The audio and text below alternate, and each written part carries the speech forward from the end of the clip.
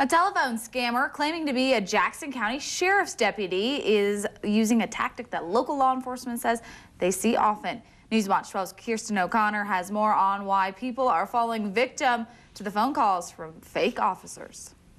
The Jackson County Sheriff's Department says scammers often use social cues on their victims by posing as authority figures. They say that this particular scam, victims received calls over the weekend, but sheriff's deputies confirm that these scams happen more often.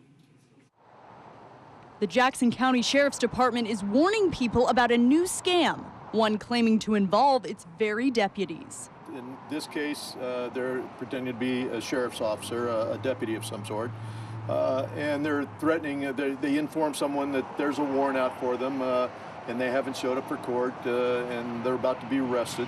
But sending a check will take care of the problem, and they have specific instructions on how to pay the fine.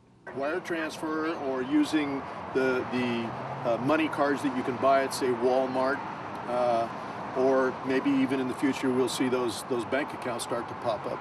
This isn't the first scam to use social and emotional cues to make people agree. One victim who wanted to remain anonymous says she received a different call from a man who claimed to be her grandson. He sounded like my grandson. Grandma, he says, have you heard that I got this vacation? So he told me he had a week's vacation in Greece.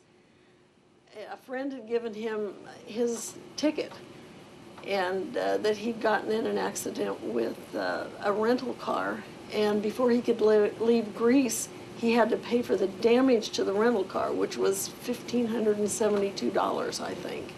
The woman has been a Medford resident for 10 years and says she's never felt so tricked.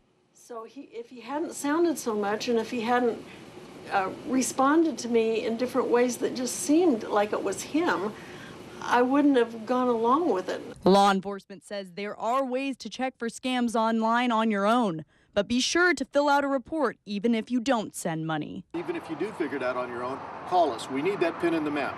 We need to know that there's a lot of it happening or a little bit happening. We need to discuss with you and make sure that you're making the right decision. Deputy Connolly says there are counties in Oregon that do have volunteers who call about warrants, but that they will always request for people to come in person and pay the fines. Live in the newsroom, Kirsten O'Connor, Newswatch 12.